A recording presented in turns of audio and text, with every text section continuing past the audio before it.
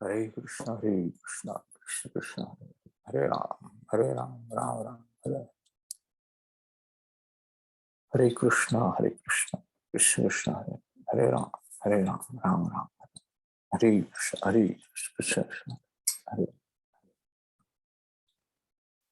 Krishna, Hare Krishna. Hare Krishna, Hare Bol, Hare Bol. Thank you.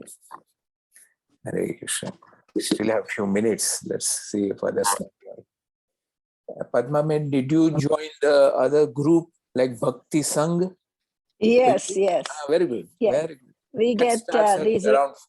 That starts at 4:20 a.m. in the morning.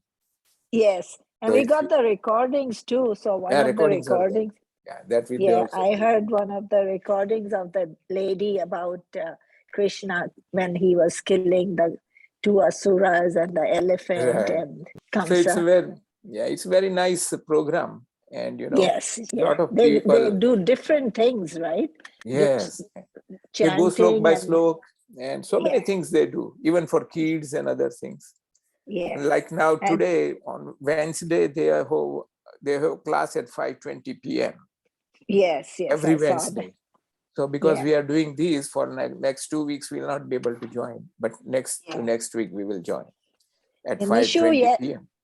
Yesterday there was another one live going on through that Bhakti Sangha, and Nishu took that class yesterday. Oh, very good. And she said it was going on until 9 o'clock, and so because she goes to bed early, she had to leave. Right.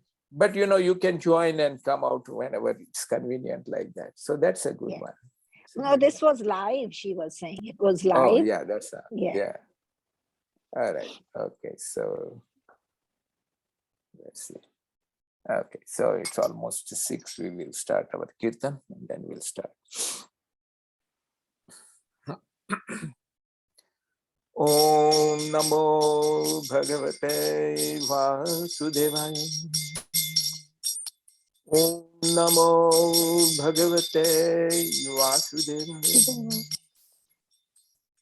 Om Namo Bhagavate Vasudevaya. Namo Om Vishnu Padaya Krishna Preshthaya Bhutale Srimate Radha Govinda Das Swami Niti Namine. Namaste Prabhupada Devam Gaurvani Pracharine Nirvishashunyavadi Gramya Jannistarine. Namo Om Vishnu Padaya Krishna Preshthaya Bhutale Srimate Gopal Krishna Swami Niti Namine. Prabhupadasya Sahitya Yaha Prakashya Vikriya Prachar Krutvan Sadhu Bhagavad-padaya Namo Om Vishnu Padaya Krishna Preshthaya Bhutale Srimate Bhakti Vedanta Swami Nitinamine. Namaste Saraswati Devi Gauravani Pracharine Nirvishesa Sundavadi Vasata Disatarine.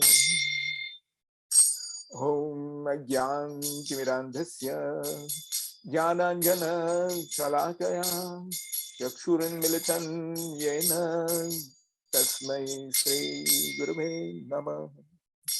Sri Chaitanya Manobhistam Sapitam Yana Bhutale Swayam Rupa Kadhamayam Dadati Sva Padantikam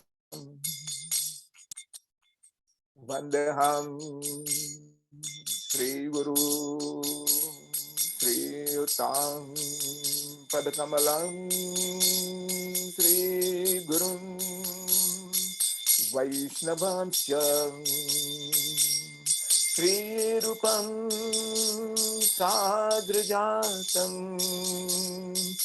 Sahagana Raghunathanvitam Tam Sajivam Sadvaitam Saudhutam Parijana Sahitam Krishna Chaitanya Devam Sri Radha Krishna Padam Sahagana Lalita Shri Vishakhamritamriksha.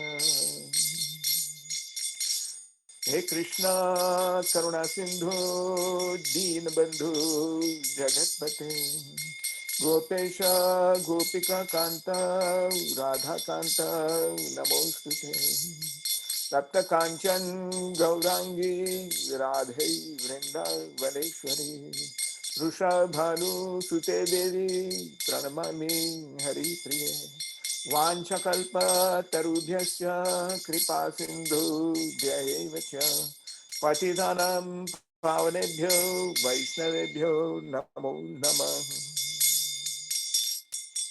Bhaja Shri Krishna Chaitanya Prabhu Nityananda Shri Advaita Gadadhar Shri Vasavi Gaur Bhaktavrinda Bhaja Shri Krishna Chaitanya Prabhu Nityananda Shri Advaita Gadadhar Shri Vasavi Gaur Bhaktavrinda Hare Krishna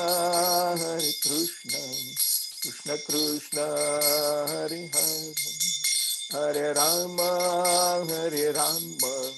Rama Rama Hare Hare Hare Krishna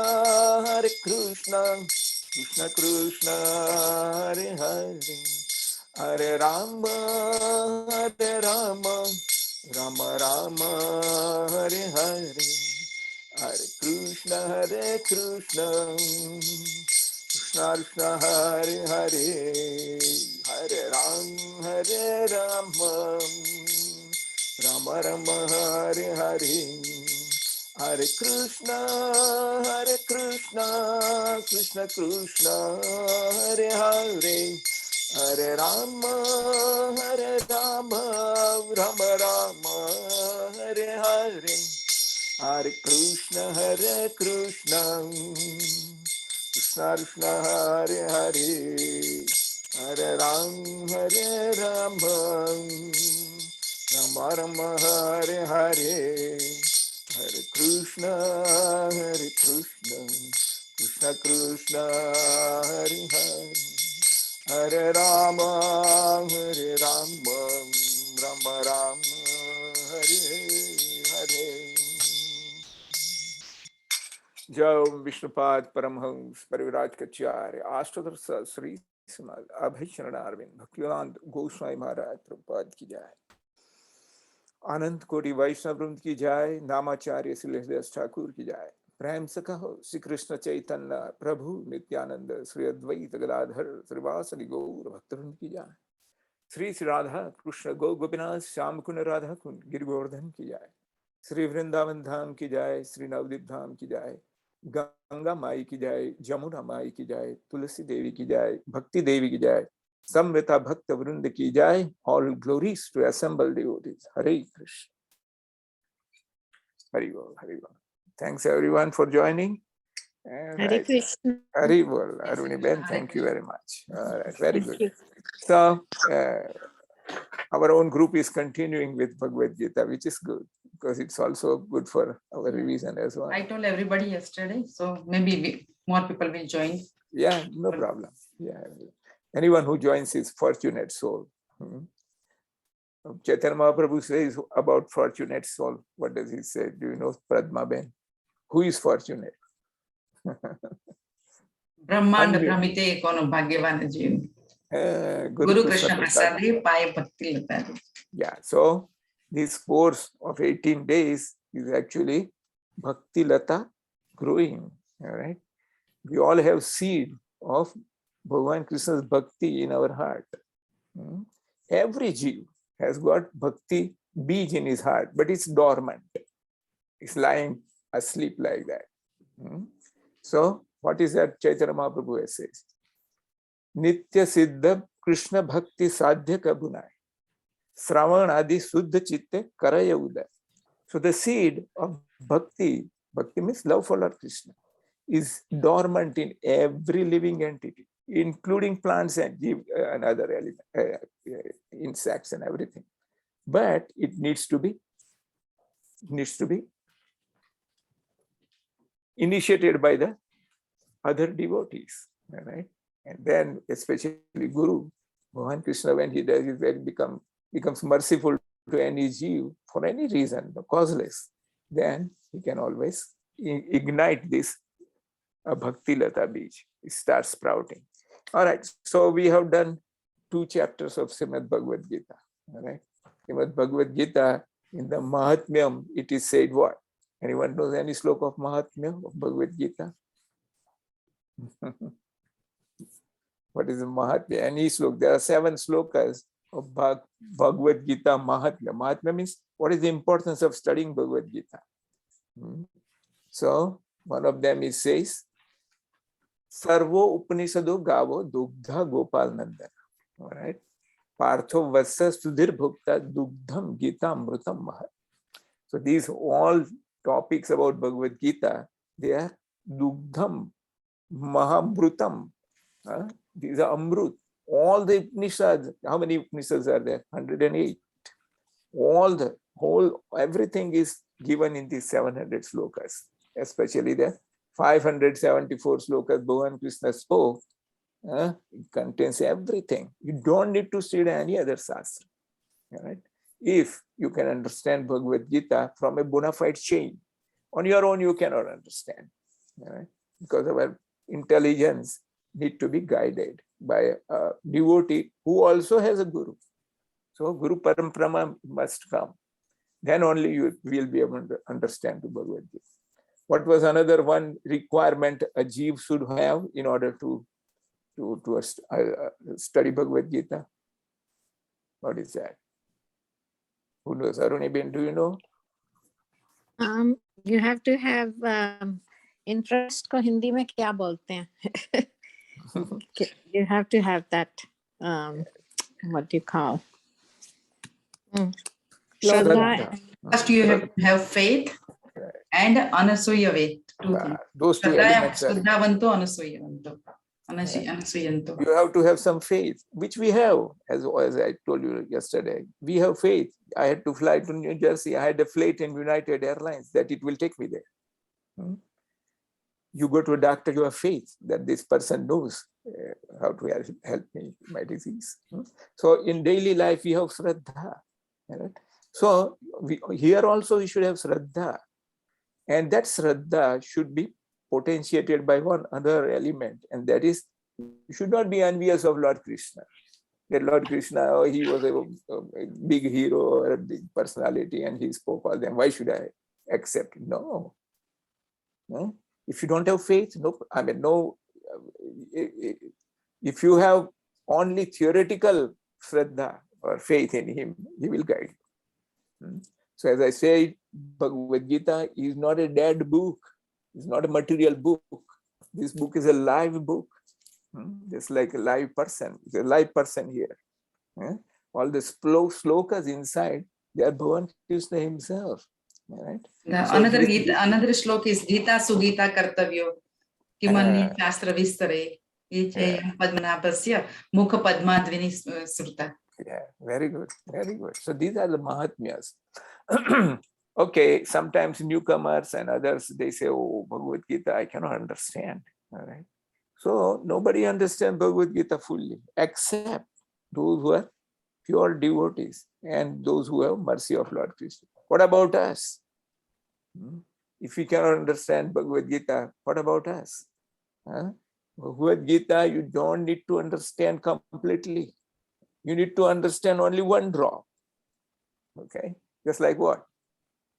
Just like you go to Ganges, Ganga river. Do you drink the whole Ganges? No. You just take Achman, little 1 drop, 2 drop. That purifies your consciousness, burns off all your sins. Bhagavad Gita. Kinchit Dita, Ganga Jallau Kanika Gita. Sakrudapi Murari Samarcha. Kriyate Se Yamena Charcha. Right. So all of us, every jeev has, after leaving this body, has to go to Yamaraj. All right. Why have we to go to Yamaraj? Because we have lived life knowingly and unknowingly we have committed sins, and we have to answer those questions there. That's called dialogue with Yamraj. But if you have understood Bhagavad Gita, little bit of it, if you accepted, oh Lord Krishna spoke this slow in Bhagavad Gita, Man manabhav mad bhakto madhyaji mam namaskuru. Only these few things.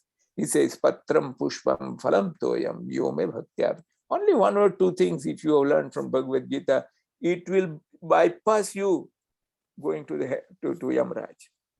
There will be no dialogue with Yamraj. You'll never even, Yamadutas have standing order from Yamaraj himself. Don't go to those who have bowed down even once in front of Lord Krishna, or even once spoken his name, or even heard his name. Bola. So this is the great spiritual benefit of studying Bhagavad Gita. And yours and my duty is to spread this knowledge. For what? To become famous in this world? To become to get some material profit out of this? Or some adoration? No. All these are material goals which are useless, garbage actually. They will not help you spiritually. If you have those goals of pratishta, puja and love, if your goal studying this Bhagavad Gita, what will happen to you, to your spirit soul? If you have such goals, what will happen, Padma Ben? Stuck in this life cycle of birth and death. But what about those goals? What will happen to those goals? You want pratishtha, you want love, you want we'll get that. Get that also. Get that, but that's not, should not be the purpose of it. Right. So Bhagavan Krishna is so kind. If you go to him with material desires, he welcomes you. Okay, come, no problem. Like Dhruv Maharaj went. Right? So if you go with this material, no harm. But you are a fool. Why you are a fool? Because he is going to give you $1 trillion and you are asking just $100. That's what Dhruv Maharaj says. Same thing, that he then after the darshan of Bhagavan, he didn't wanted anything. Yeah, he said, I was looking for some broken pieces of glass. All right? When I wanted big kingdom, bigger than even Brahmaji, I was looking for some broken glass. But when I have seen you, obtained your mercy, it's like diamonds. So this is what it is. You and me, we should do niskam. Niskam means, I know, material desire. Spiritual desire. What is spiritual desire? To take others also with me to spiritual world. That is a real desire. And that's Bhagavan Krishna's mission in this world. He mentions that his mission in the 18th chapter. So our duty is to help his mission. All right? And that mission you can understand by doing some satsang, studying some Bhagavad Gita. Bhagavad Gita you should study from bona fide source, not from others. All right? Just like milk. Milk is very good. All right? You and me, very nutritious. But if you do not know, and the snake has tasted that milk, now that milk is no more milk. It is what? It's poison, because there is poison in there. So similarly, you and me should be careful enough to study it under a bona fide guru, like Prabhupada Maharaj. Right? They will tell you who is Bhagavan Krishna, how you can go to him. All right, so this is what it is. This brings us to the chapter number 3. Chapter number 3 is titled as what? Karma Yoga. Very good. So first 2 chapters, the first chapter actually was introduction, how the battle was formed, and we discussed how the whole story culminates at the battle. And then Bhagavan Krishna spoke Bhagavad Gita to Arjuna. All right. So that we discussed in the first chapter, who was on Kaurav side, who was on the Pandav side. Who was the most important person on Kaurav side? Most important. Dronacharya. Dronacharya. Bhishma Pitamaha. That was the main. On this side, who was the main person? Krishna. Bhagavan Krishna. Yeah. That's why it is said, Jayastu Pandu Putranam Yasya Pakse Janardana. On whose side Bhagavan Krishna is, that will become victorious. So you and me, we are also in battle. We are in battle against who? We and me, we are a spirit soul in this body, and we are fighting. We are fighting against Maya, illusion. All right? That's why you have to take Lord Krishna on your side. If you take Lord Krishna on your side, you will defeat Maya. Otherwise, Maya cannot be defeated. Bhagavan Krishna says what about Maya? Devi Yesha If you take my shelter, you will go out of Maya. Devi Yesha Gunamayi, Mama Maya Duratiya. Mame Vaye Prapadyante Maya Metam Tarantite. Devi Yesha Gunamayi, these three modes of material nature, the Maya, Sattva, Rajastama, is extremely difficult, very stringent, insurmountable. You cannot. All right? But Mamevya Prapadyanti. If you take my shelter, Maya Metam Taranti, you will be able to cross over. So this is the whole gist of Bhagavad Gita. Take surrender to Lord Krishna. Actually, Lord Krishna wants to tell you only one thing, that surrender unto me. Then you will say, no, why should I surrender to you? No. A small baby in your house, right? He just started walking. Yeah? And now he wants to run over everywhere. So father will say, don't surrender unto me. I'll guide you how to walk everything. So he's our eternal father. And because of our mistake, we have taken this body, which we should not have taken. All right? But we went against his desire, and we are in this material world suffering threefold miseries. Nobody is exempt. And he has certified this material world as Dukhalayama Sasvatam. But still we are looking for happiness here, which is futile. Parabhavastavada Buddhajato.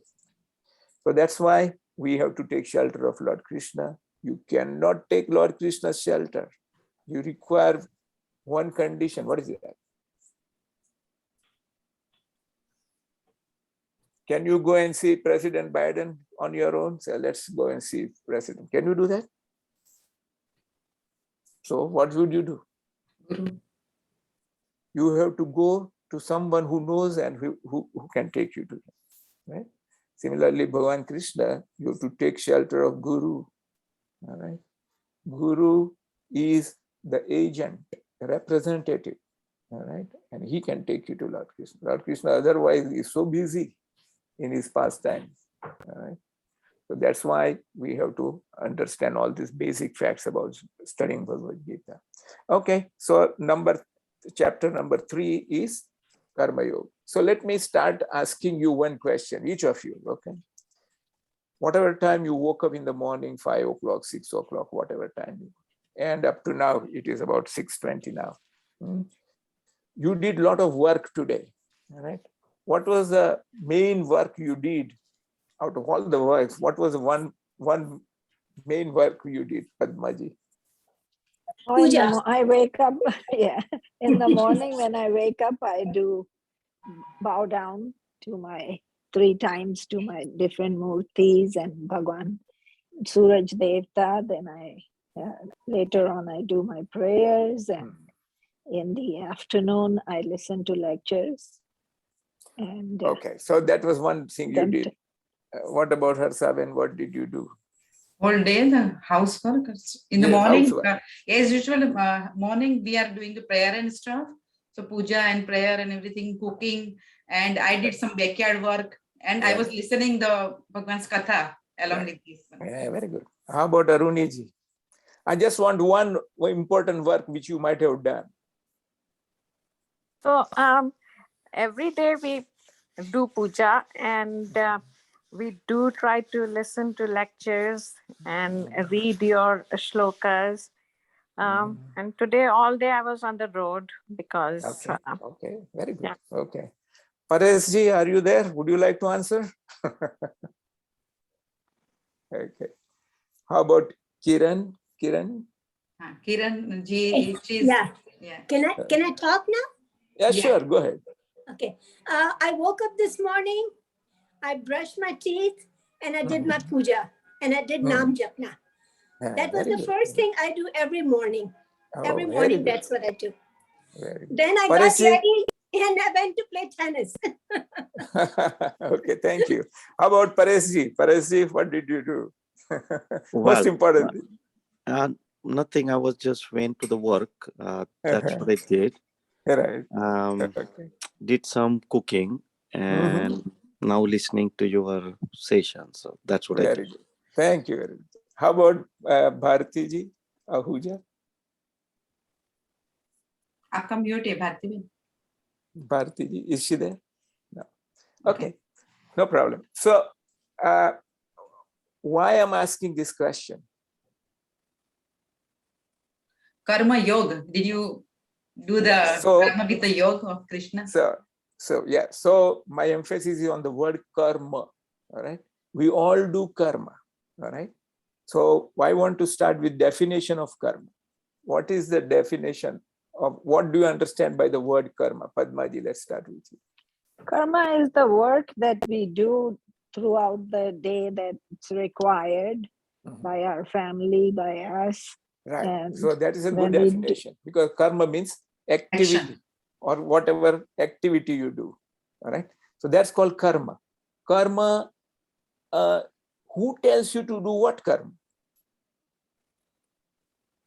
Our guna. So karma is in spiritual terms and in philosophical terms, karma is known as prescribed duty. Prescribed duties. Right. Okay. So that prescribed duty, the question is who prescribed it? All right. So the answer is the Shastra is prescribed.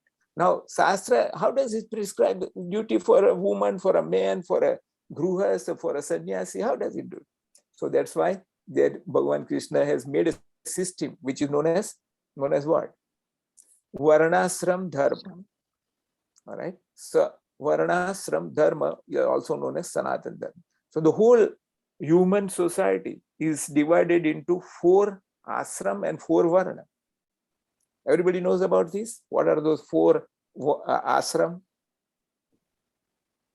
For example, in our life, we were born and one day we will vacate the body. So let's say it's 100 years. In Kali Yuga, it's 100 years. So first is Brahmachari ashram. Brahmachari, yes, very good. After that, Gruhastha ashram. After that, Vanaprastha, and then Sannyas. Right? So each of 25 years like this. This is a common understanding. Now, this is our life. Now, how about the Varna? So, where were you born? Right?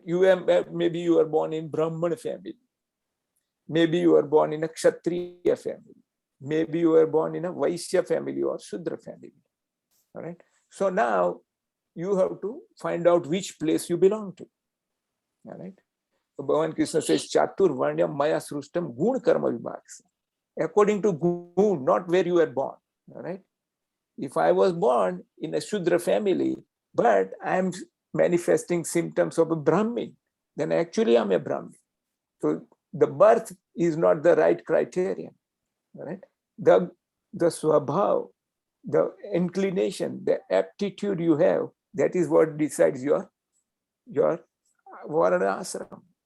That is known as prescribed duty. For example, if you are a gruhastha means one who is situated in the home.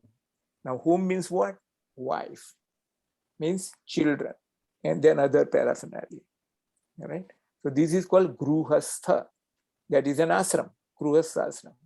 And now, if you are first 25 years, you are a brahmachari. If you are a married man, then you are a gruhastha, then 1% like that.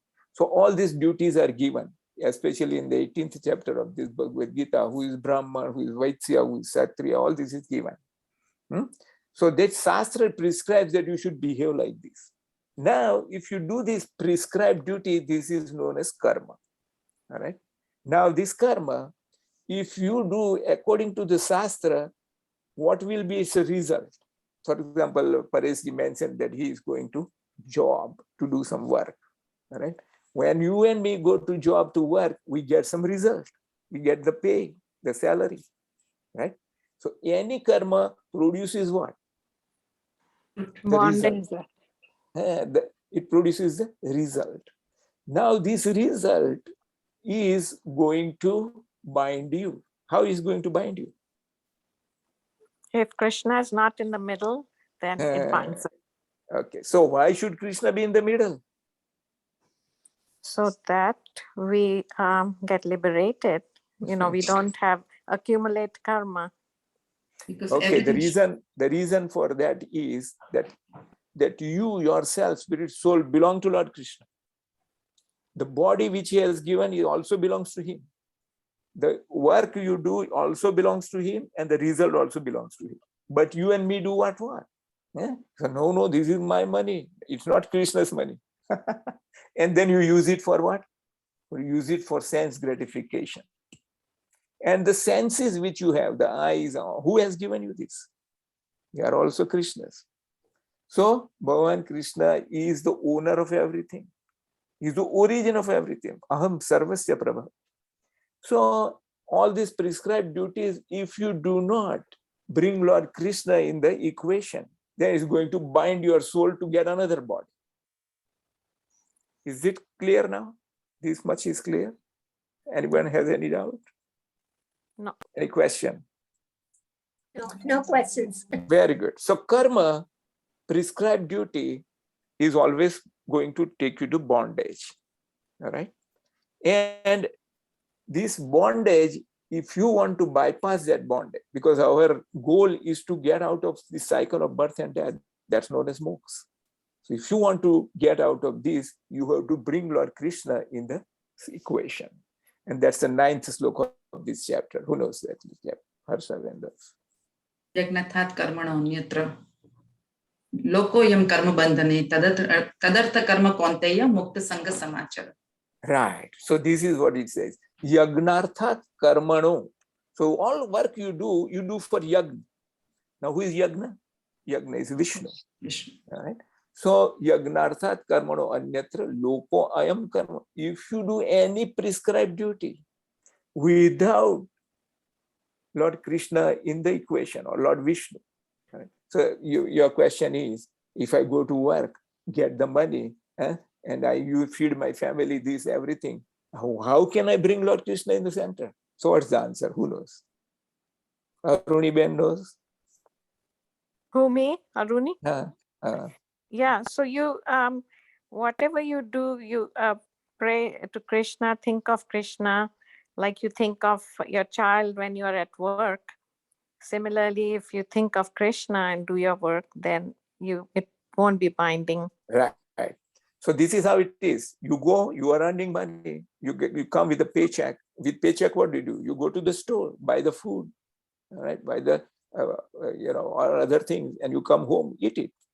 Have you involved Lord Krishna in that? No, sir. That's why he's going to bind you. But if you brought that fruits, grains, what this, and according to what he says, if you prepare this food and offer to him, all right, then the whole equation becomes nullified now. Yagnarthat karmano anyatra lokoyam karma bandhana. There will be no karma bandhan. Whenever there is Lord Krishna, yagna is there. Right? What is that simple yagna? What is the yagna? In Kali Yuga? Sankirtana yagna. Bas, only you have to sing his holy name. Yagnehi sankirtane prayer yajantihi sumedisa. Those who have brain, they will say, oh Lord Krishna, I brought these fruits. I know no factory, material factory can produce this banana. Cannot produce this mango. It's you who has made this. You are the real owner. So why not please accept? I'll partake it after you have tasted it. And he tastes. All right? The material fruit which you brought, and if you ate it without offering, it's going to bind you. But if once you offered it, now it's not only going to not bind you, it will release you. Even from your previous sins, it will burn them off. Simple thing, very simple concept. What you need to know? Only sincerely pray with his name. If you don't know even how to pray, just speak this Hare Krishna mantra. Hare Krishna, Hare Krishna, Krishna, Krishna, Hare Hare Hare, Hare Hare Ram, Ram, Hare Hare Ram, Ram, Ram. Ram Hare Hare Hare. Hare Hare. Plus, you don't need to have even altar. You can have a small picture of Bhagavan Krishna, Radha Krishna, or Yasoda. All these pictures I have here. Any of these pictures. And if you are in such a circumstance where you have no picture, what could you do? For example, The you are phone at is- a job. Have picture in your heart. If you are at job at lunch, there is no picture, nothing. All right. Nowadays, Bhagavan Krishna is so merciful. He has given us very nice instrument, which is known as put Radha Krishna there, bow down, and tell him that please partake this. I'll take. Like that. So it is very simple. Bhakti Yoga is very practical and very simple. All right. And the great advantage is if you do even one time, all right, is going to be eternal. One service. Even a baby in the mother's womb comes to our temple at Summerlin, bow down that mother, the baby inside gets the first step. All right. And that first step will be eternal. It will never be lost. And continue till Lord Krishna will deliver you. All right.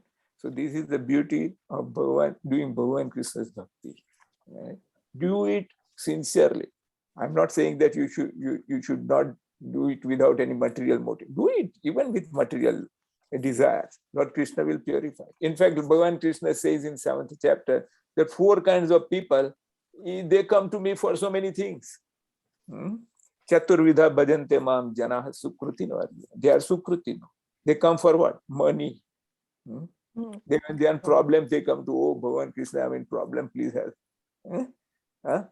Artho artharthi jijyasu. So 4 types of people come. So go to Lord Krishna for any reason and he'll accept you. He'll purify your heart. Eventually, you will reach his service in his abode. That's our goal. Very good. So first, the thing is karma. All right.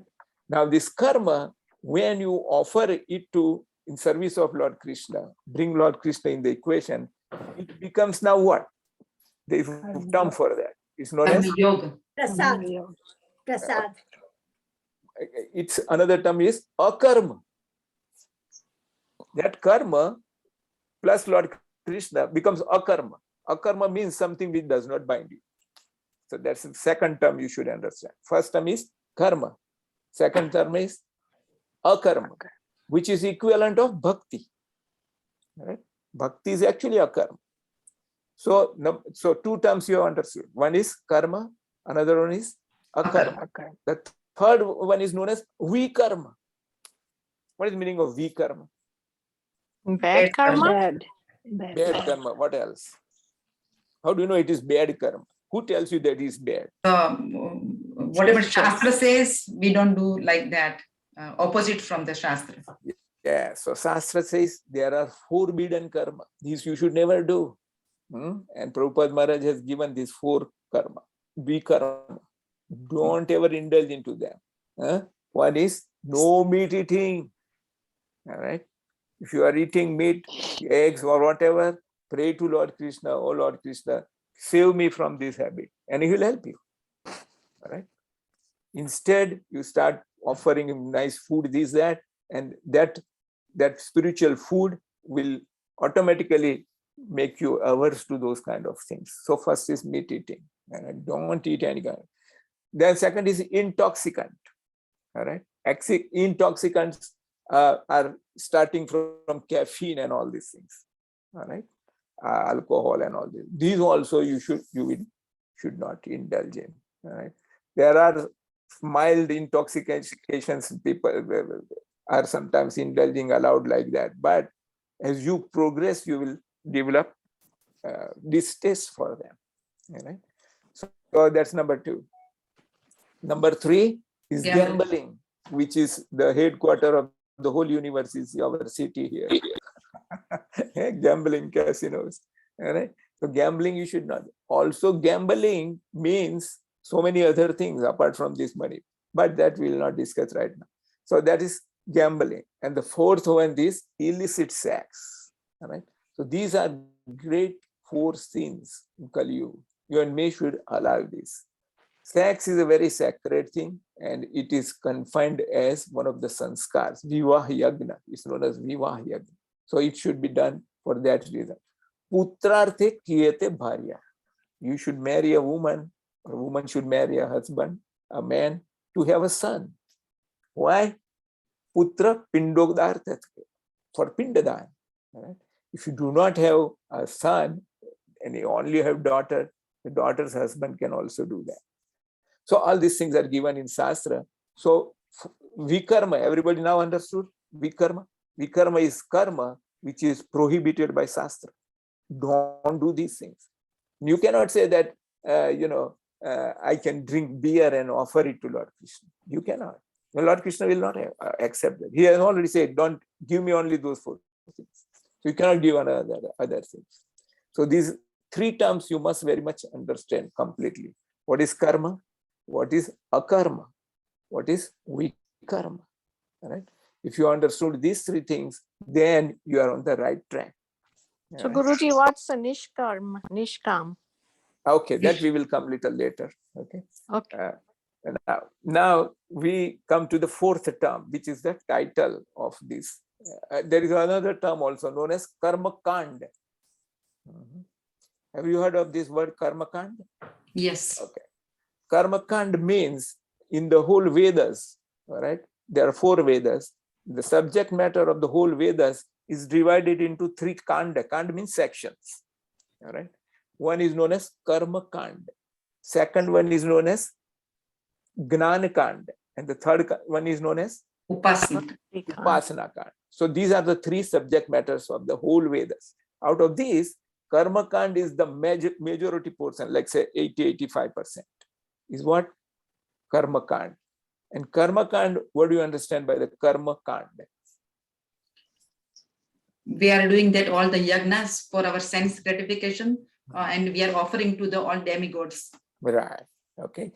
So karma kand means that you want to become materially happy. You are poor, you want to have money and this. That's why you will go to certain demigod.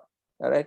Lakshmi, you want to please Durga ji. All right. You want to please Ganesh ji. All other demigods under Lord Vishnu, they are called devatas. Saraswati, Ganpati, all these are devatas. So you please them. They are very highly elevated servants of Lord Krishna. They are very highly elevated souls. Just like we are souls, they are also souls. But they have got very elevated powers bestowed by Lord Krishna. Right? So if you bow down to them, they have got that powers to give you the benediction. But that benediction also has been given, those powers are given by Bhagavan Krishna. For example, in Brahma Samhita, the power of Ganeshji, what is Ganeshji's power? Vignan. He removes all your obstacles. Right? That's why we put Ganeshji all the time. So Ganeshji is a great devotee of Lord Krishna. He has written Bhagavatam, Bhagavad Gita, Mahabharata. He has written with his hand. Right? So he is a great devotee. But his power to remove obstacles is bestowed by Lord Krishna. That is told by Brahmaji. Brahmaji has said that this power of Ganeshji is bestowed by Lord Krishna. So there is a Brahma Samhita slok for that. You know that, Arsavendas? Yeah. What's that? Pad Pallava Vinidhaya Kumbha Dvandve Pranama Samaya Saganadiraja Vignan Vihantum Alamasya Jagatrajasya Govindamadi Purusham Tamham Bhajan. Right. So this means that Ganeshji has got those 2 bulges on his head, elephant head, all right, on which the feet of Lord Govinda are there. All right. And with that, he has that power to remove obstacle. Yat pad pallav yugam vinidhai kumbdandve pranam samay ganadhiraja vignan vihantum malamasya jagatrayasya. Vignan, all the vignas, he removes by that bestowed power. Like that. So this is known as karma kand. You go to demigods and bow down to them to help you satisfy your material desires. All right. This is good. Why is it good? Because you are accepting some higher authorities. In comparison, those atheists who do not believe in higher authorities. All right. So they are much advanced than people who have no faith in God. They think that the prime duty of my life is to satisfy my senses. This is called runam kritva dhusam pide. Go and do anything and satisfy your senses, the tongue, eyes, ears, genitals, all they want to do in unrestricted way. That is leading to crime in this world. Right? So in this world, there are two types of people. Those who are good, who follow the laws, those who do not. Right? For them, the jail and criminal department is, this justice department is there. So this is why we have to understand all these basic facts. So karma, akarma, vikarma, karma kanda. All right. Now from karma kanda, we come to the real term, which is known as karma yoga. All right. So what is the meaning of the word yoga? Connect. To connect. Hmm? To join. Yoga means to connect or to link up. All right. So what we are linking up by the term yoga? What are we linking? Mind and body. Hmm? Mind and body. Okay. What else? You're connecting with Krishna. Yes, we are connecting our consciousness, which is the spirit soul, with the super consciousness, Bhagavan Sri Krishna. All right. Why? Because we are his part and parcel. That's why we want to connect him. Now we are already connected. Just like a son, as soon as he is born, he is connected to his father, mother. All right. So his father, even if that son grows up and goes away to another place, this forgets about his father, but that relationship remains intact. All right. That relationship cannot be abolished. So father and the son, so similarly, we have Lord Krishna's eternal relationship. Lord Krishna is eternal. You are also eternal. The relationship is also eternal. All right. So this basic thing is to understand about the word yoga. All right. Now there are different methods by which you can connect your consciousness with Lord Krishna. So what are different types of yogas? Sankirtan, hearing, association, and chanting. And Yeah, those are but there are three main yogas in Karma yoga, Bhagavad Gnana Gita. yoga, and Bhakti yoga. Yes, these are By the Bhakti, three by types. Gnana, by Karma, you can join with Krishna. Right. So we have three highways going to Lord Krishna, super highways. Right. Out of these, the first one is Karma Yoga. Right. The last one is Gnana Yoga. And the central one is Bhakti Yoga. These highways are arranged in such a way that those two peripheral highways, they merge with Bhakti Yoga before you reach Lord Krishna. All right. So in another way, Karma Yoga comes first. After that, Gnana Yoga will come. And then the third step is Bhakti Yoga. So Bhakti Yoga is the final. All right. It is also known as Dhyana Yoga, Hatha Yoga. All these are yogas are like ladder steps. And The ultimate step is Nishkam yoga, right? So ultimate step is Bhakti Yoga. Right? So that is how the ladder, yoga ladder is there. Okay, so now we understood different types of yogas. Now in Bhagavad Gita, the first 6 chapters, Bhagavan Krishna is discussing Karma Yoga, which is the chapter 3rd today we're starting. From 3rd up to 7th is concentrating on Karma Yoga. From 7th up to 12th is going to concentrate on Bhakti Yoga. And the remaining 6 will be about Gnana Yoga. Everybody has a jewelry box in the house. Usually we keep it in the safe deposit box at the bank, right? So that has a lid, that has a bottom, and the inside is what? What do you keep? Do you keep stones inside, or what do you keep? Jewelry. Jewel. You keep the jewels inside, right? So Bhakti is a Manjusa. Vishwanath Chakravarti Thakur, great Acharya.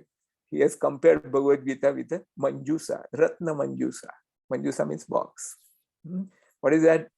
The upper lid, it's Karma Yoga, which is Gnana Yoga, and then Bhakti Yoga is the real diamonds inside. Right? So all this is just like a skeleton I'm giving you to understand. All right, so this brings us to Karma Yoga.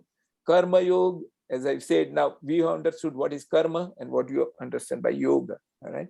So this is an art or yoga, a process of linking our consciousness with Lord Krishna by way of doing karma.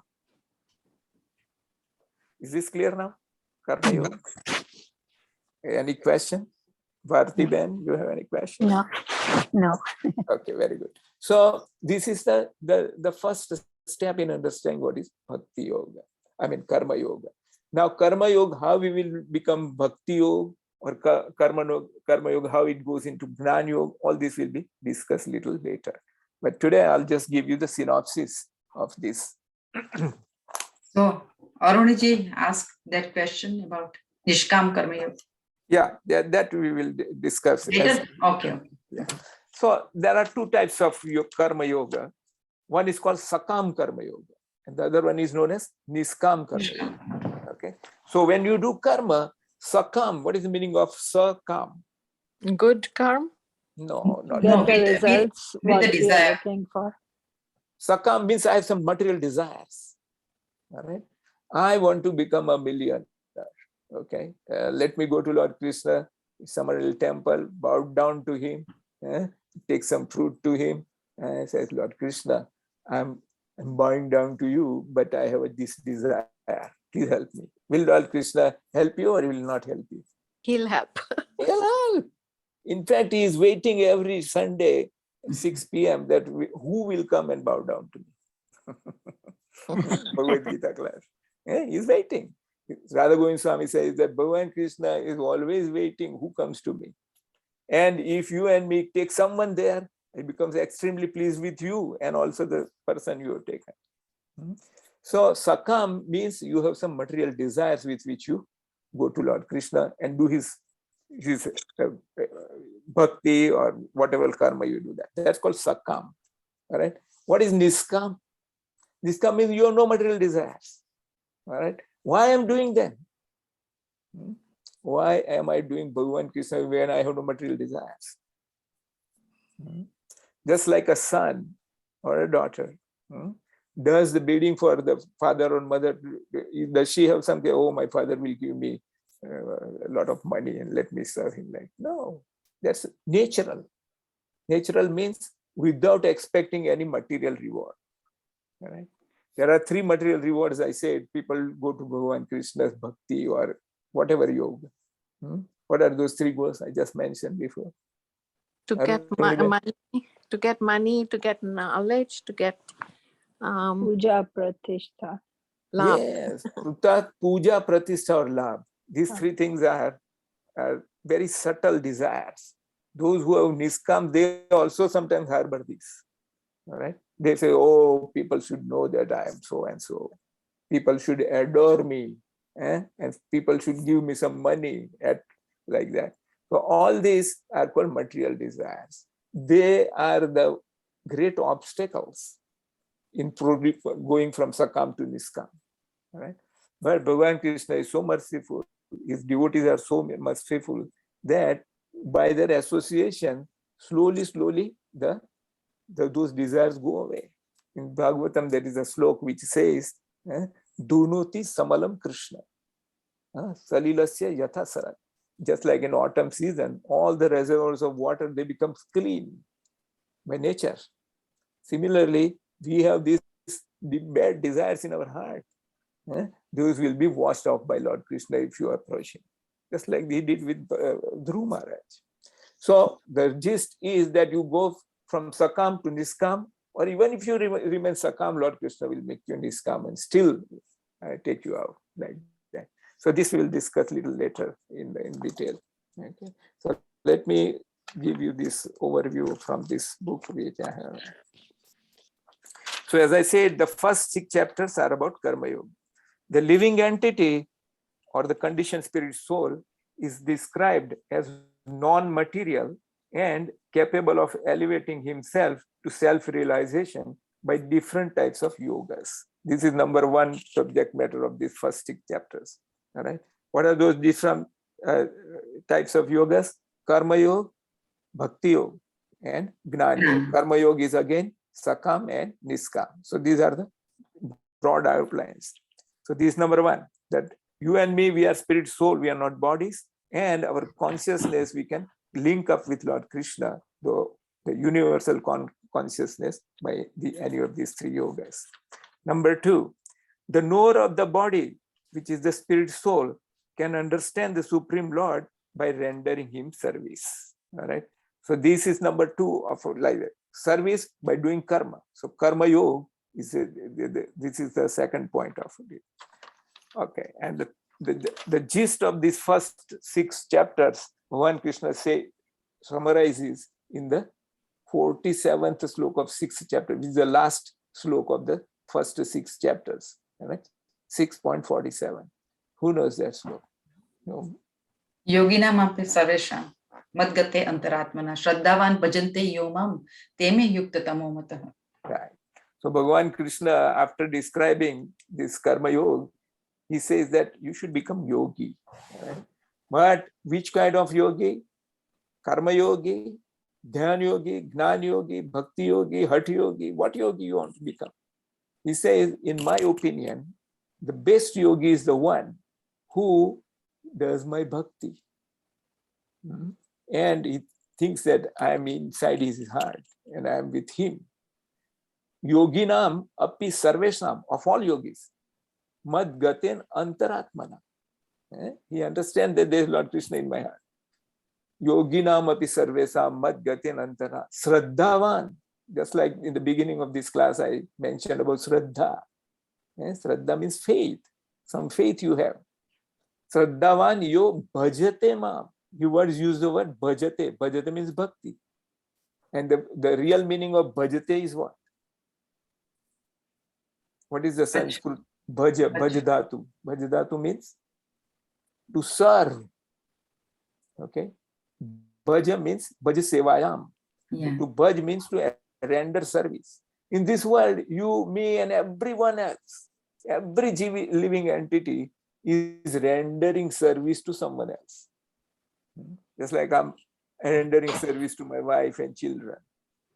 When I go to job, I serve the boss there. All right?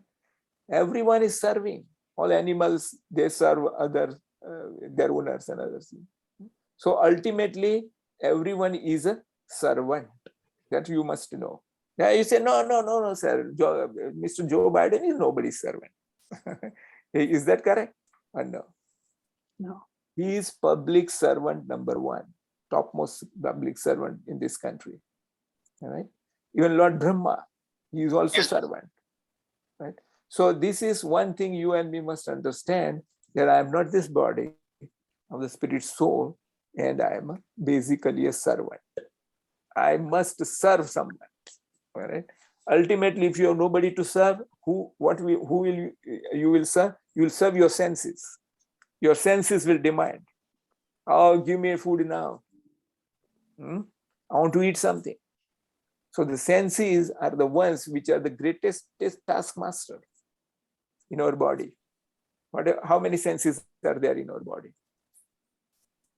Mainly 10 senses. All right? 10 senses. 5 are karmendriya. Karmendriya. 5 are Jnanendriya. Jnanendriya. And the boss of all these 10 is called mind. Man. Yeah. All right? This mind controls all these 10 senses. So those senses keep on demanding service, and we have to give. That's why Rupa Goswami says, Kama dinam katina katida palita durmides. The senses keep on telling you, feed me more. I want to eat sugar. I say, no, I have diabetes. No, you eat. So this is why the senses are never satisfied. They keep on demanding you, and they have no compassion for you that this man is going to die. No. They keep on demanding. They are never satisfied. So the point is that you and me, we are eternal servant. So now that service, if it is utilized in serving the master of the senses, who is master of senses, Lord Krishna, then all your problem is solved. That is the definition of bhakti. What is the definition of bhakti? Rushikena, Rushikesa, Sevanam Bhakti Ruchyate. Means with all your 10 senses, you serve the master of the senses. Simple example is that you and me, after waking up in the morning, we take food. Hungry. Your sugar is down. You want to go and eat something. Okay, that's the demand of your stomach, your tongue and stomach. Right? So how can you serve Lord Krishna with that? Just like I told I you cannot before. hear you. I'm sorry. Can you hear me now? Okay. So you offer that food to Lord Krishna by chanting simple Maha Mantra, and that's the perfection of bhakti. Right? So serving the master of the senses, Rishikesh, Lord Sri Krishna, with your Rushik means senses. If you do that, then you are doing bhakti yoga. Simple technique. You don't need to study Bhagavad Gita and everything like that. If you understood this simple technique, you drink water all the time. Right? 5, 6, 7 times you drink water during the day. Bhagavan Krishna says in Bhagavad Gita, Rasoham Apsu Pante. I am the taste in that water. So when you are drinking that water, why not remember that this taste which quenches my thirst is actually Bhagavan Krishna. If you do this simple technique 5, 6 times in a day, you are doing great bhakti. Bhagavan Krishna accepts that bhakti. That's known as Smaran Bhakti. So Prabhupada Maharaj says that anyone who does even this little thing, one day he'll become great devotee and go to Bhagavan Krishna's Dham. So these are simple kind of things. So, all right. So these are the 3 main points which I wanted to say about the third chapter. And now I'll give you the summary which is given here. In chapter number 3, Krishna explains Karma Yoga. Karma Yoga means reaction-free devotional work. 4 words. Reaction-free devotional work. Okay. That is the definition of Karma Yoga. Reaction-free. That will not produce any reaction. And devotion. What is the meaning of devotion? Devotion means with love. 2 words. With love. And whatever work you do, work. Any work you do with devotion means loving. You are eating food, but you are offering Bhagavan, I eat it, I don't care, I want to have to do this. No, that's not with love. You have to bow down and with feeling that Lord Krishna, actually this is your property. No factory can make these fruits. You have made them. So you please take it. It's like your son, it offers you before eating. You feel good. So these are simple techniques. These are known as bhakti software. So this is very simple. All right. So this is the definition. All right. Now Arjun had one mistaken idea in the chapter 2. What was that mistaken idea? That Arjun's mistaken idea was all work is fruitive and leads to bondage. This is what he was believing. Who was believing? Arjun. That any work you do is fruitive. Fruitive means with material desire. Everybody does work with material desire. And with material desire, it will bind you. That was his misconception. That's why he didn't want to fight. Krishna explains that Arjun should fight for avoiding sinful reactions through devotional work. So he says, you fight on my behalf as service to me, and no sin will touch you. Why? Who can tell you that? Can Supreme Court judge can tell you? Cannot. Nobody can absolve your sin. But if a criminal is to be punished and Supreme Court rules, the verdict is that man should be hanged. All right. And there were one person who will go and hang that criminal. He will hang them, he will kill him. All right. Will the Supreme Court now say, why did you hang them? Hang that man. Now you should also be hanged. No. Have you seen such kind of thing? No. Because the authority allowed, even if you did the same killing which the other man had done, but now you are exempt from punishment. It's the same thing. Bhagavan Krishna is final verdict. He says there is no authority above me. Mattah partaram nanyat kinchid asti dhananjaya. All right. So he's the final boss. His ruling is final. Now Yamraj cannot do anything. In fact, now Yamraj has given standing order to his policeman. What is the standing order? Who knows? Ajamilakya. Yeah.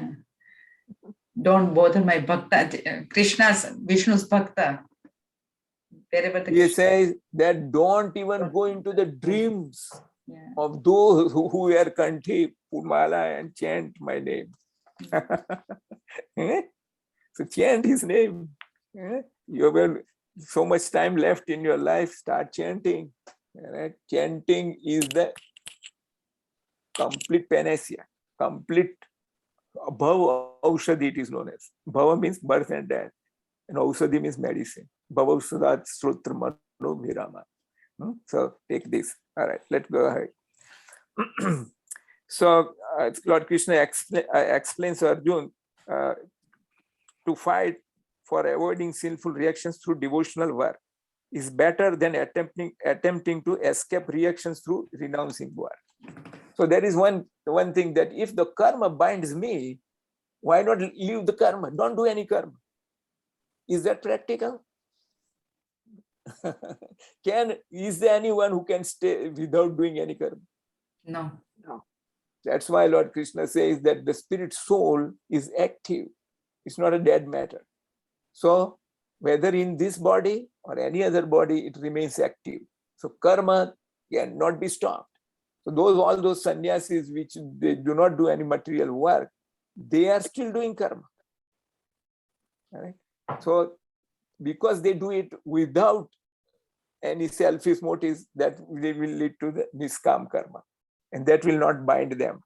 But for an ordinary person, for people like us, we have to understand that it is not possible to leave all the karma. So that's what Arjuna's confusion was, that if I don't fight, I'll not have any karma bandhan, right? But if he did not fight, will it be binding him or not binding? Yeah. Because he didn't do his job, his duty, kartavya. Yes. If you don't do your duty, it still binds you. Right? For example, you are a husband and you are taking care of your family. Now, if you don't feed them, no, I don't want to work. Work will bind me. Is that practical? No. In fact, your wife will complain, and your in-laws will come and fight with you. Why you married my daughter? Not doing that like that. So all this is to be understood. Krishna also instructs Arjuna to fight to set proper example of duty. Krishna therefore tells Arjuna to fight, but with knowledge and detachment. What is that knowledge? That you fight with that knowledge. What that knowledge? That knowledge is that I am following the Lord Krishna's order, which is like the Supreme Court order. So if I follow that order and hang those other people by killing them, by my arrows, I'll not be affected by any sins. Just like I give you the other example. So that's known as knowledge. Now, in the last portion of this chapter, then in the answer to Arjuna's question on the cause of souls being impelled to improper action or neglect of duty, Krishna names the eternal enemy of a spirit soul. Who is the eternal enemy for you and me in this body? Mind. Our own desire, our senses. What else? Is Our one mind word is for the enemy or the friend? Mind. That mind has one very bad element, bad desire. What is that? I want That's to known be as the Lord of that's known as L-U-S-T, lust. All right. Lust does not mean only sexual lust. It means all other lust in which you are trying to exploit others. It's not your property. Tena tyaktena bhundita. Right? If somebody's wife is beautiful, I want to enjoy her. That's the gravest sin. All right. That is real lust, sexual lust. But any other, somebody has a very nice car. How can I steal it? That's a lust. All right. So all these kind of the eternal enemy, how you can win over, is also explained in this last part of this third chapter like that. Okay, so I think we are taking a lot of time on that, but I'll summarize it.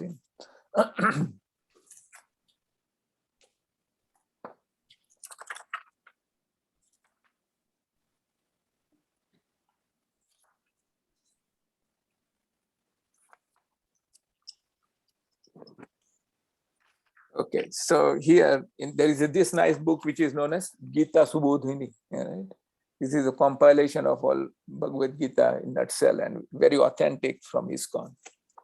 All right. Here he writes that in the previous chapter, Krishna gave a prelude to Bhagavad Gita by presenting different topics such as Sankhya Yoga, Karma Kand, Buddhi Yoga, Karma Yoga, and so on. But they were unsystematic. Now from this chapter, Lord Krishna is going systematically for Karma Yoga, go for Bhakti Yoga, and then Gnana Yoga. In this chapter, Krishna describes Niskam Karma Yoga, or the great art of doing prescribed action, as an offering to the Supreme Lord Krishna without personal desire, and thus avoiding the bondage in the world. So this is the definition of Niskam Karma Yoga. Do you want me to repeat that? Aruni Ben? Oh, no, I got it. Thank you. Got it? Yes. Krishna also describes the discrimination necessary for a person desiring to conquer over lust or material desire and anger. So this is in nutshell about this. The word karma could mean action or reaction for an action, depending on the context. Sometimes it could mean fruitive action, which is intended to attain specific result. So this was the introduction to the chapter here. Now in the first 9 slokas is talking about Karma Yoga, Niskam Karma Yoga. Says, liberation or bondage is not determined by one's activities. All right. Whatever activities you do, does it bind you or does not bind you, does not depend upon the activity itself. So on what does it depend? For example, you may eat. All right. So eating itself is not binding. What is binding you when you are eating? Without offering to Krishna. Which means what? You sin. You're eating sin. So it says here, liberation or bondage is not determined by one's activity itself, but by one's consciousness in performing this activity. So when you are eating, all right, I don't care for whoever, let me eat this. This is going to bind you. But if you are offered and eat it, it's not going to bind you. So your consciousness. So in every activity, the activity is material. All right. But when you bring your consciousness to Lord Krishna, that's where it becomes Niska. All right. So this is what he's pointed. Thus, renunciation is not actually giving up action, but giving up the attachment to the result of that action. Now it's clear what is Niskam Karma. The result which you think that, I'll make this much money and, I'll enjoy this. No, sir. That result is not in your hand. Lord Krishna will give you the karma neva adhikaras. Ma phales padaji. You think that I'll do this, I'll get this much money. That's not always the case. If it is your karma, you'll get it. Otherwise, you'll not.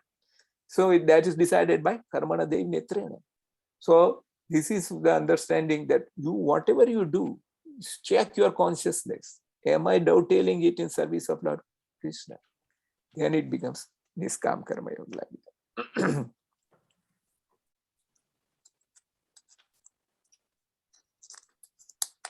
That was the gist of the first 9 slokas. And the key slok is Yagnarthat Karmano Anyatra, 3.9.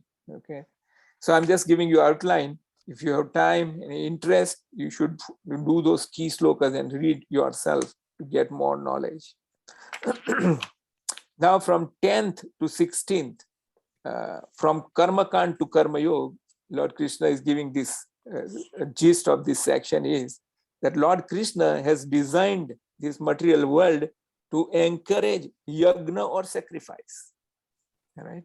He does this by making material advancement dependent upon sacrifice. By worshipping the Lord for material well-being, one becomes purified. So Karma Kand is good. Why is Karma Kand good? That we are going to the higher authorities still. That's right. All right. Now you have submissive mentality that, I am not all boss. I cannot do everything which I want. I cannot covet others' wife. I cannot covet others' money. All right. All this is now you will understand because you will become submissive. All right. So this is the first thing. that Lord Krishna has designed this material world to encourage yagna or sacrifice. So we must sacrifice, right? Yagna arthat karmano yonyatra. Yagna means what? You go to Shankar Bhagwan, you go to Ganapati, you go to Durga and sacrifice that, for this I'm giving you this much, my sacrifice, please help me in this, like that. So that's Karma Kand portion. Now, in good thing about Karma Kand that you are accepting some higher authority. That Karma Kand, because you are not doing alone. Who does Karma Kand yagna for you? Brahman. Yeah, the Brahmins, the Pujari, the priests, they do. These priests have higher knowledge, spiritual knowledge than you have. So by remaining in their contact, your consciousness will rise. That they will tell you that this is the final God. That's how you will rise in consciousness. He does this, Lord Krishna does this by making material advancement dependent upon sacrifice. By worshipping the Lord for material well-being, one becomes purified. So this is how from Karma Kand one can rise to Karma Yoga. And then in the next section,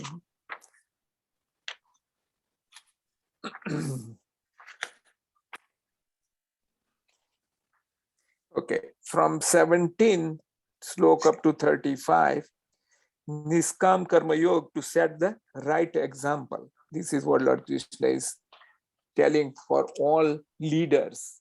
Leaders like a father is the leader in the family.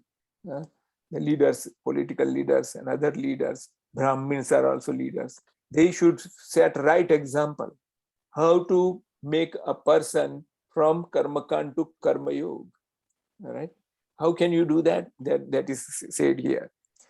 One who is in full knowledge doesn't have material desires or attachment. So he does not need to do prescribed duties for his purification.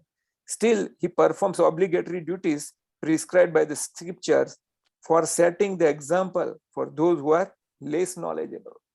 All right. So you and me, if you are a leader in your family, you should do your prescribed duty in order to train others, your children, others, to do this sacrifice and rise in the knowledge.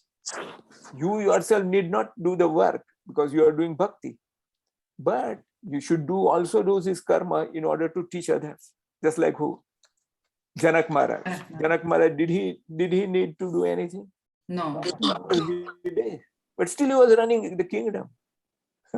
So that's why you see some people who are doing the work, they have no idea about Bhagavad Gita, Bhagavad, they don't know about sacrifice, this, that. You should not tell them that, leave your job and just start doing mala. You cannot do that like that. Let them work the way they are working, but slowly introduce this knowledge. Slowly. This is by setting the example. You and me, we have done bhakti yoga for so long. Do we teach others that, do 16 mala, leave your job, this, that? No. You continue doing your work and set example for them. This is what is the gist of this section. Like Bhagavan Krishna himself says that I don't need anything to do in this world. I have no desire that I get Mercedes-Benz car. Does he have the Bhagavan Krishna desire Mercedes-Benz or 10 million house in Las Vegas? No. He is the Sarvalok Maheswaram. But still, why is he on the battlefield? Why? Are you still working? Dharma samsthapanarthaya. Vinasaya duskrutam. So he maintains his activity throughout.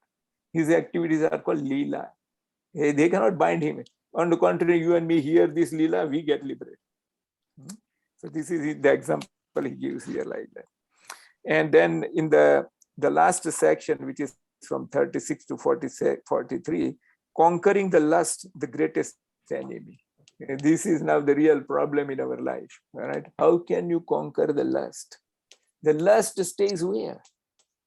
The lust stays in your mind. All right? And the mind is the one which tells your senses, all right, to do this. All right? But the senses follow mind, but you are above mind as intelligence. Right? Intelligence can direct the mind. And above the intelligence is, who is above the intelligence? The soul Atma. itself.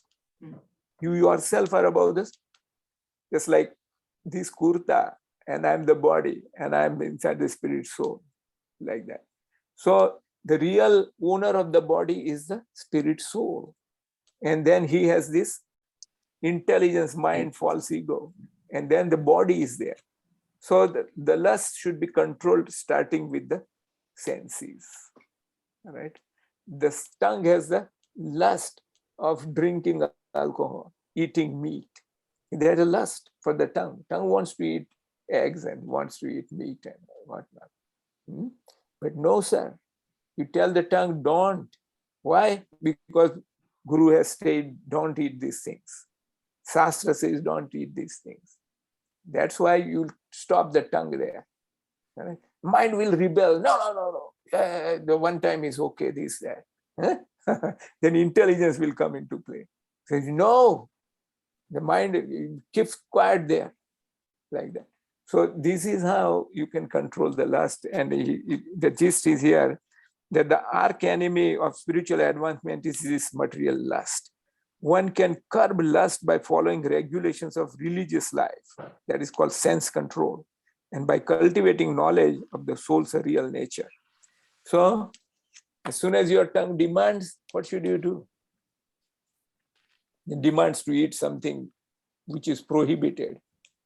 You should say, no, I'll offer this fruit to Lord Krishna and he'll eat it. That's how you can control. Right? Control will also come by asking, praying to Lord Krishna, chanting his holy name, doing sadhusang, studying swadhyaya, all these elements, they help to control. The whole Bhagavad Gita, the first requirement, all right, after accepting Lord Krishna, is to start controlling your mind. What does Bhagavan Krishna tell finally about your mind? Man mana bhava. Think of Lord Krishna as and when you have time. Right? You are working. Can you think of something else when you are working? Yes. You can. You can work and also think of Lord Krishna or remember him or speak his name. Even within mind, you can speak his name like that. So these are the techniques which we need to learn in order to progress spiritually. This life is meant for only this one purpose. What is that one purpose? Birth and death. Bas. Get out of birth and death. All right. Otherwise, you don't know what next life will be. All right. All the animals you and me have eaten, they are waiting to take revenge. Mans is a Sanskrit word. What is the meaning of mans? Mans means flesh. Mamaungs. Mamaungs. You have eaten me, sir? I will have chance to eat you. In fact, on Kali Chaudas, when they cut the goat or whatever, they have to tell in the ear. In Sanskrit, there is a slok you have to tell in the ear of that animal that now I cannot control myself. I'm cutting your throat to eat you, but I have all my permission to do same thing to me when in next birth. That you have to say in front of Kali Durga. So all these things are the real scary things, all right? You have to wake up, right, and say, oh, Bhagavan Krishna, please help me. If with your heart, if you pray to Lord Krishna, he is bound to reciprocate. He's going to help you next day, but the intensity should be required. That comes by sadhu sang, reading satsang and all that. All right? So everybody should go to temple, Bhagavan Krishna's house. All right? On Sunday we are doing satsang. Come there and bow down in front. Don't think that you are going to see Lord Krishna. Lord Krishna will see you. That's the perfection. Just like Surdas used to go. Like that. Okay. Thank you very much, everyone. Any question, comment? No. I had a question, Guruji. Holy Hari Bol. Can Okay. I ask question, Yeah, Guruji? sure. This is connection with the sacrifice, and I missed last couple of days in the Bhagavatam class. One of the kings had a son and he did not sacrifice his son, but then later on bought somebody else's son to human sacrifice. Yes. Was that allowed? Human sacrifice was allowed back then? This is about Harishchandra. Ah. Harishchandra and Ajigarth Sunah se Katha is there in Srimad Bhagavatam. But Bhagavatam is narration of all these incidents from different yugas and different millenniums and all that. So Bhagavatam, there is not a single word which is incorrect. Right? Whatever Bhagavatam says is absolute truth. So you and me should have faith in what Bhagavatam says. Radha Govind Swami says, Sukhdev Goswami has no business telling lies to Parikshit Maharaj who is going to die. And in that Sabha, all the great highest authorities were seated there, like Vyas himself. Parashar was there, Narad was there, all other great rishis were there. So these are true things, all right? These kind of things were allowed. Even in Jad Bharat, there is a human sacrifice. You heard of Jad Bharat Katha, right? Yeah. So why was it allowed? It's terrible. It's terrible for our standard of things, but you can imagine what kind of degraded society was there. And not only that, I heard in one lecture that the next 10,000 years will be under some good Krishna consciousness. After that, what will happen? Do you know that? At the end of Kali Yuga, what will happen? They exchange the children to eat. That's right. You heard that. Very good. You heard that. The time will come when there will be no grains. There was such a duskar, famine, that I'm so hungry, and I have a small baby in the house. I cannot get food. But how can I eat my son? How can I kill him? So what will he do? He'll say, go to another man. Say, take my son. Give me your son. I'll kill him and eat him. You eat my son. That type of time will come. So get out of birth and death. All right? This is very scary. And that's why Bhagavan Sri Krishna sent Prabhupada Maharaj for souls like us. Take his shelter, take his teaching, put in your life. Very short time is left now. And you never know when death comes. I was just in New Jersey. There was a gentleman, a relative of ours. He was, after taking dinner, they were sitting together in a sofa. Next 5 minutes, he was gone. Like that. So life is tottering like a drop on a lotus leaf. It can fall off anytime. That's why start doing this if you are not doing. What is that? Simple thing. Chant Hari Bol. Chant Hare Krishna. That is perfect medicine. Okay. So this is... Guruji, my condolence to you. I didn't offer my condolence. I don't know who you lost. Yeah. This is a little distant relative. But, we were brought from childhood like that. So that was my brother, cousin brother in New Jersey. So he on his side. But anyway, we have to just realize what what happened to him is going to happen to you and me without any doubt. I saw him going in the casket under that fire. That is exactly going to happen to you and me. That's why rise, become aware, right? That we have to solve this problem in this short time. Okay, Haribol. Hare Krishna. Thank you. Krishna So we'll meet for the Arpanastu. fourth chapter tomorrow. Fourth chapter is actually extension of the third chapter, where the knowledge about the absolute is given. So if you have time, read it, and then it will be easier to understand. Okay, thank you everyone for coming. Thank you, Please join Guruji. again. Hare Guruji, Krishna. Thank you. Vanchakalpatarvyasya kripa Thank sindhubhyevacha patitanam pavanebhyo vaishnavebhyo. Haribol. Namo. Haribol.